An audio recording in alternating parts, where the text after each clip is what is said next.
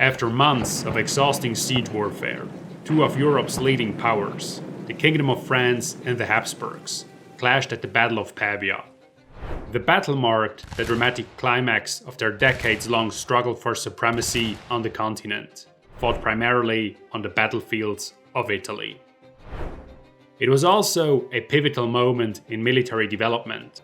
At Pavia, the modern pike-and-shot infantry of Emperor Charles V faced the most formidable heavy cavalry in Europe, the French gendarmes.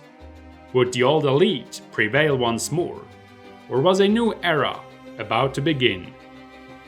This is how modern historiography recounts the Battle of Pavia.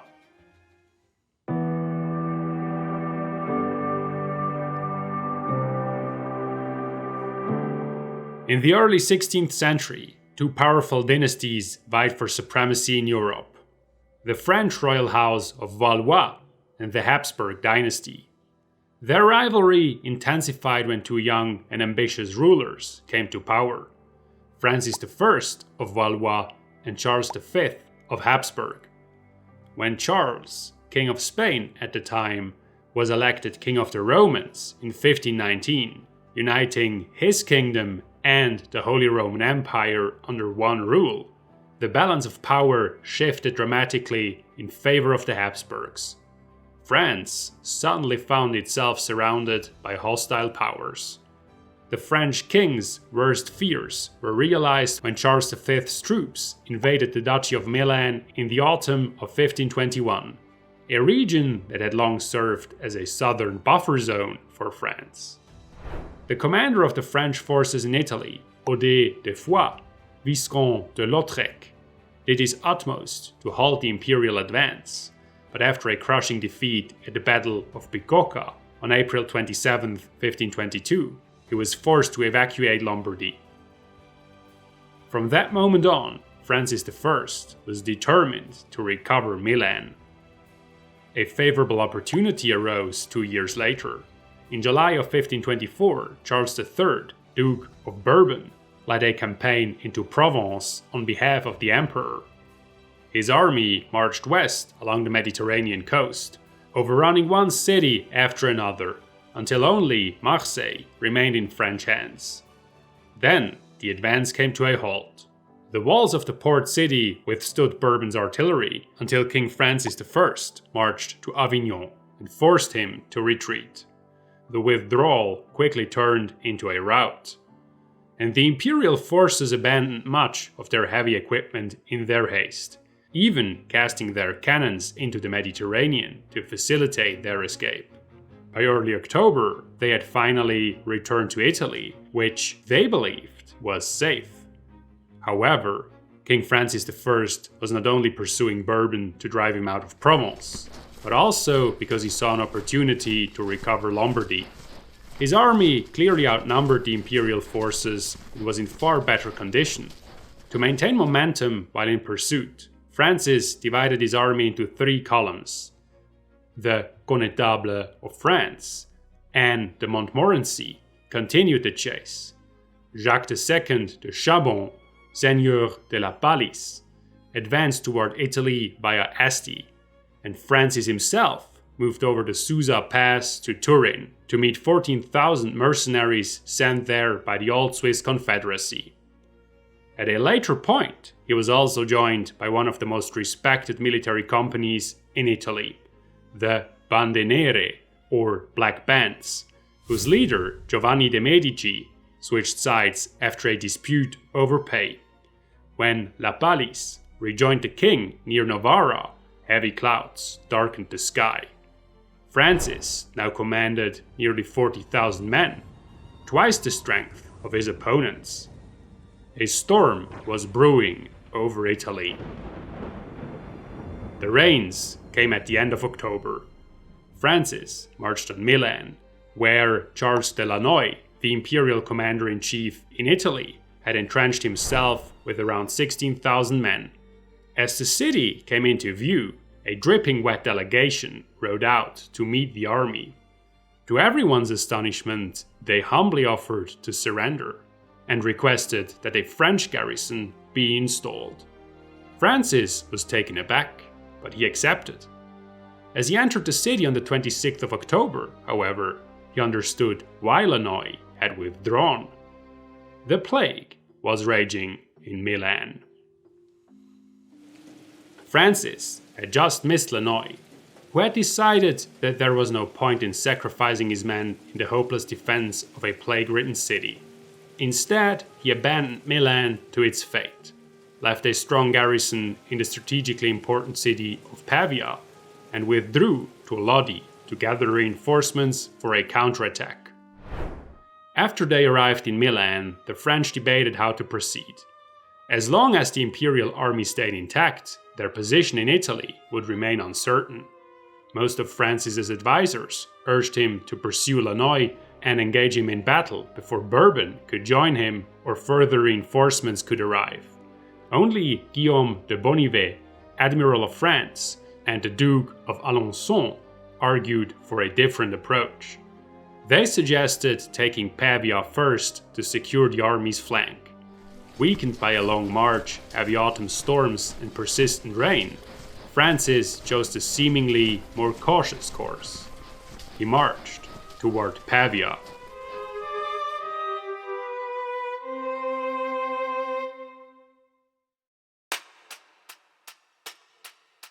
When the guards spotted the first banners on the horizon on the 28th of October 1524, the rain was still falling in dense sheets.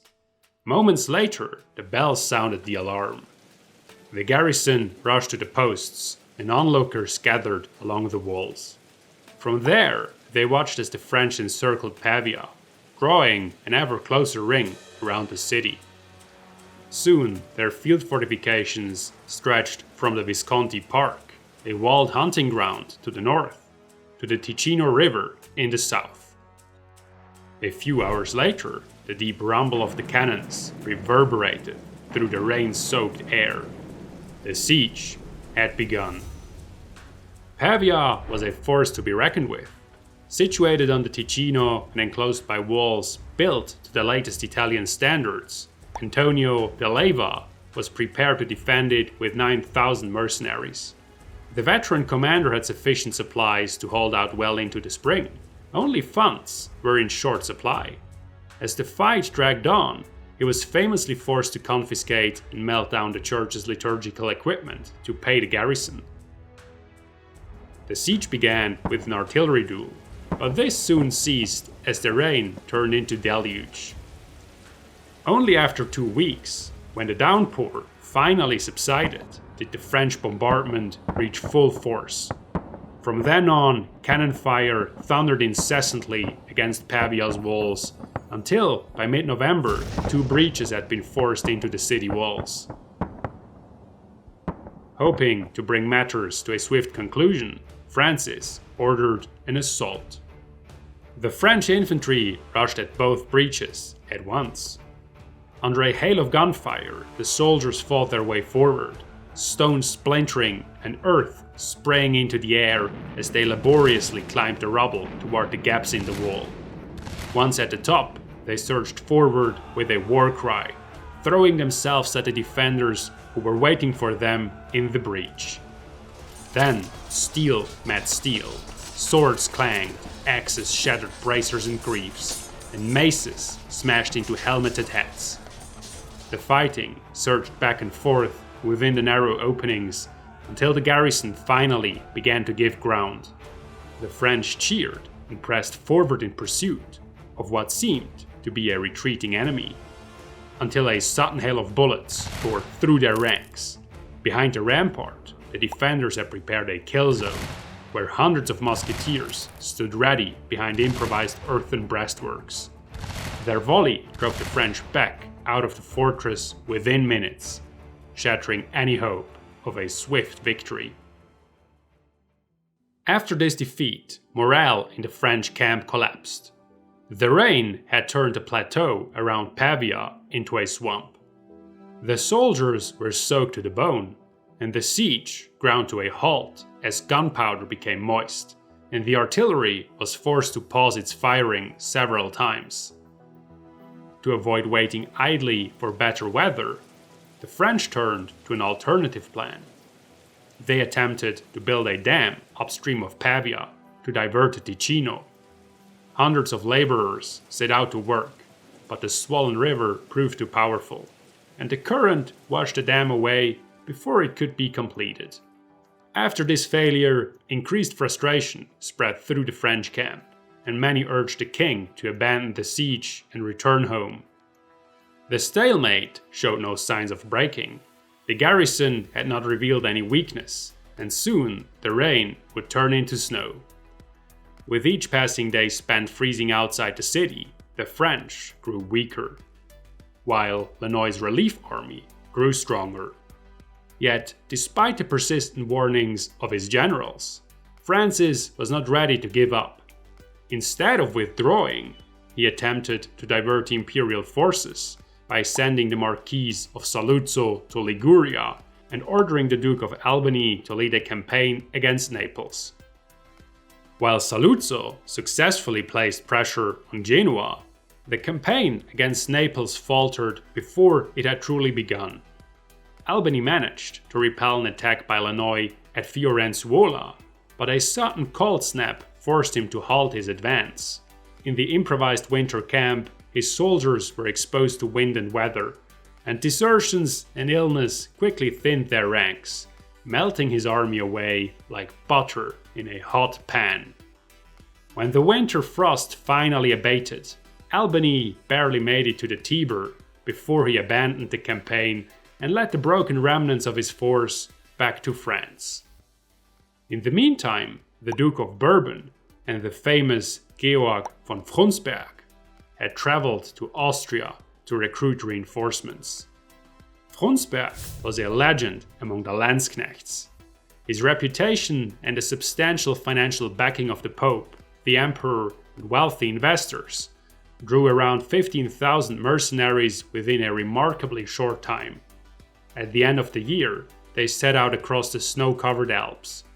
Together with several hundred men-at-arms from the Netherlands, they reached the army camp near Lodi on the 10th of January 1525. With these reinforcements, the imperial forces were now strong enough to take the offensive. 2 weeks later, Lannoy set out for Pavia.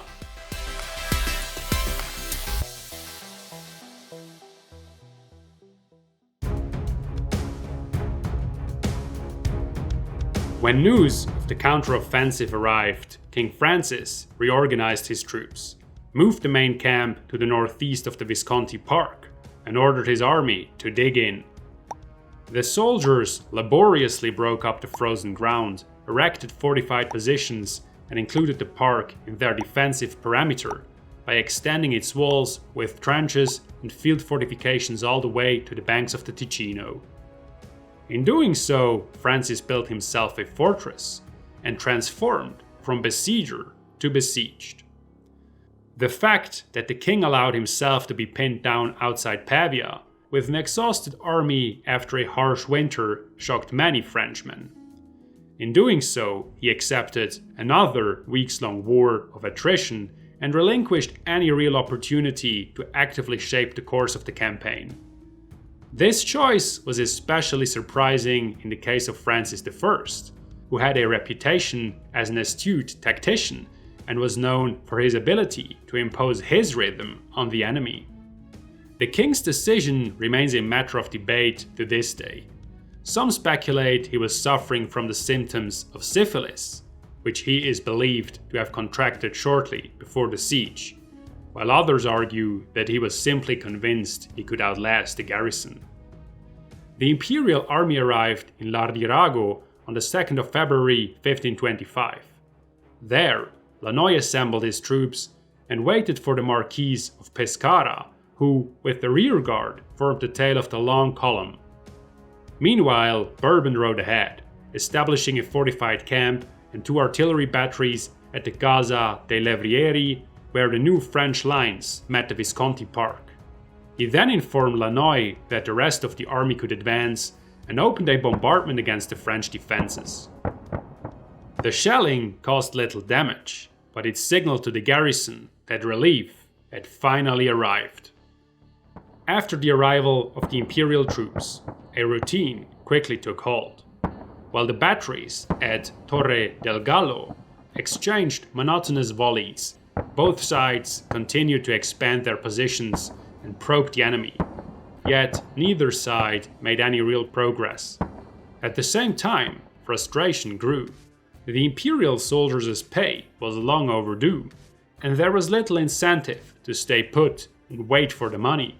French bullets, snow and rain battered the men as they sat in the wet, muddy trenches, freezing, starving, and dying. Frundsberg did everything he could to motivate his Landsknechts, but to no avail. Neither his rousing speeches nor the gallows that stood ominously at the edge of the camp had any lasting effect. Casualties mounted and desertions kept apace. When, in mid-February, a mud-spattered messenger from the city burst into the imperial camp and reported that the garrison too was on the verge of mutiny and had almost exhausted its supply of powder, Lannoy knew he had to act. On the 21st of February, the imperial commander convened a council of war.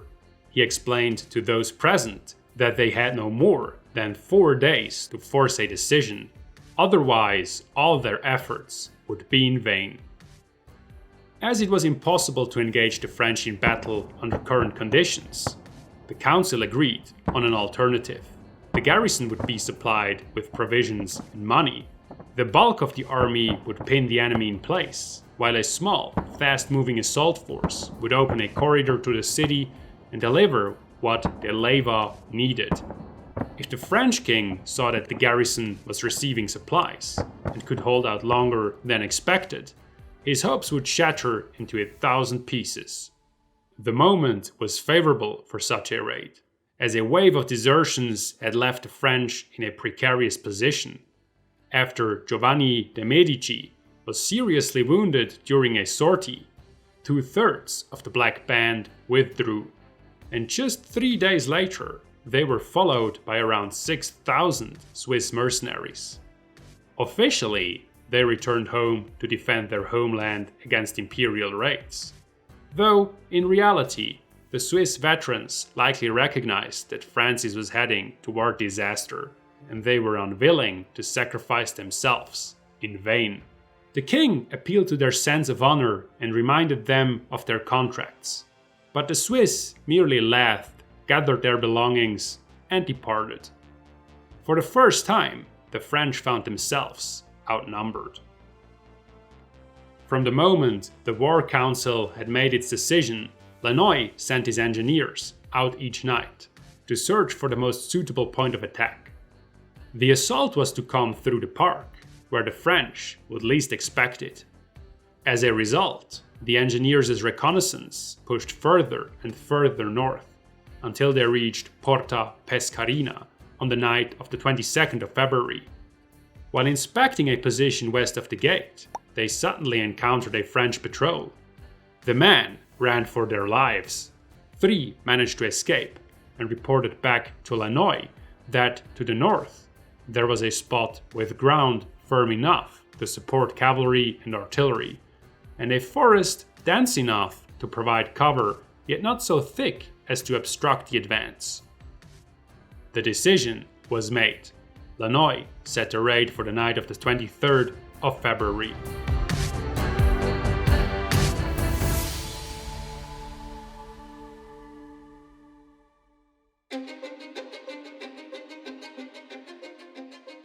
The imperial troops marched silently northward.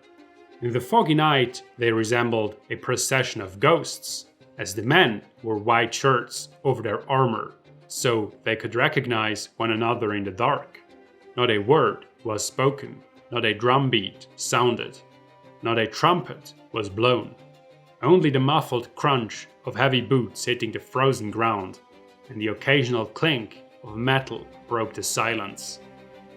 Apart from a few men manning the lines and artillery, and the guards tending the campfires, everyone was on the move. When the first soldiers arrived at the Porta Pescarina, they saw the engineers laboring to breach the wall with pickaxes and crowbars. The work should have been finished long before, but the 5-meter-high wall of the park proved more resilient than expected. The workers had to pry the stones out one by one, working in silence so as not to alert the French. Yet, no matter how carefully they worked, the effort did not go entirely unnoticed. Around 4 o'clock in the morning, a French patrol heard a strange scratching and knocking coming from the north wall of the park. The riders immediately informed the commander of their sector, Charles d'Arcelin, who set off with his light cavalry to investigate. To be on the safe side, he requested support from Robert III de la Marque, Seigneur de Fleuranges, who promptly departed with 3,000 Swiss. Almost an hour later, the breach was passable. The first to enter the park were 3,000 arquebusiers. They formed the core of Lannoy's plan of attack, as they carried not only their weapons, but also supplies, powder, and money for the garrison.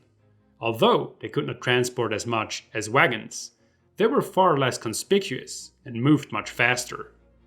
To keep them concealed for as long as possible, their commander, Alfonso d'Avalos, Marquis of Vasto, immediately led them into the shelter of the undergrowth.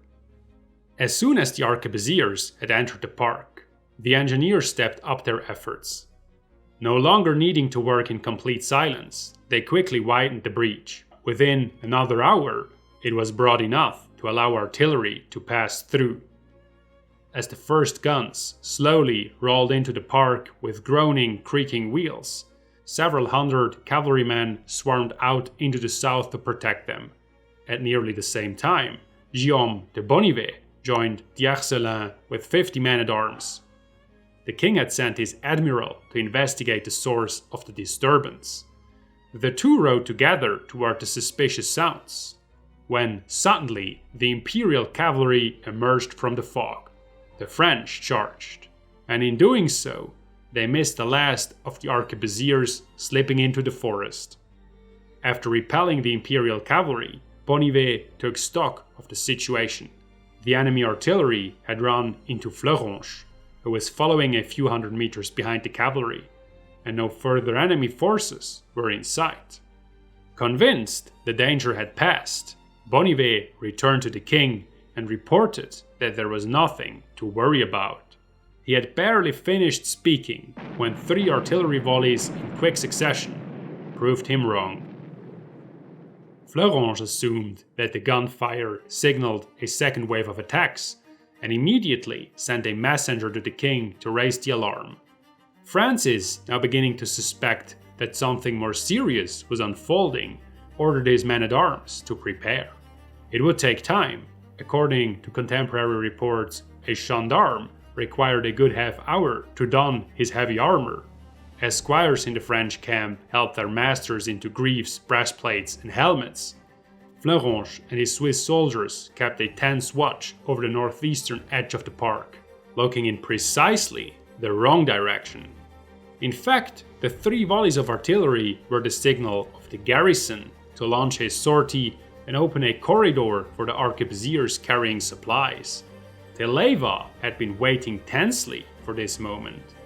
As soon as the signal was given, he rushed out of the city, forced his way through the confused besiegers, and deployed his men in a long double line stretching from Pavia to the Visconti Park. This line secured the route to the city, split the besieging forces in two, and blocked the southern entrance of the park. As a result, the French army was now divided into 3 parts. A few minutes after the attack began, de Vasto's arquebusiers emerged from the forest and quietly approached the Castello di Mirabello, the fortified hunting lodge at the heart of the Visconti Park. The garrison had no idea that the enemy was in the park, and did not even manage to raise the drawbridge before the arquebusiers stormed the small fortress. They seized the Castello and then began looting the nearby camp.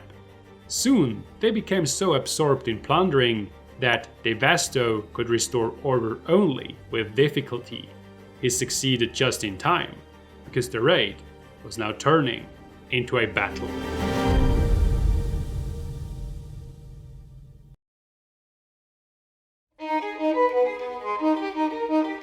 Shortly after 7, there was movement in the fog.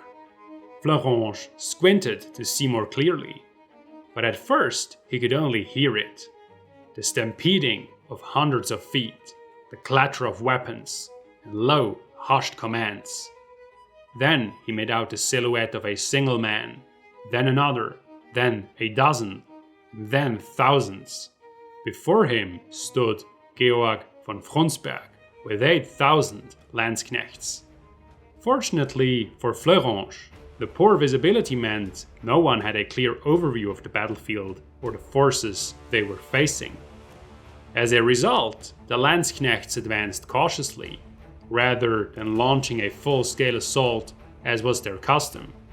They applied steady pressure using their numerical superiority to push the Swiss back step by step. While Frundsberg engaged the Swiss, the Marquis of Pescara led 4,000 Landsknechts and 4,000 Spanish infantry through the grove toward the Castello to cover the advance of the arquebusiers. Lannoy secured their right flank with 2,000 mounted troops. The Imperial column had just reached the level of the French positions, when suddenly the fog lifted.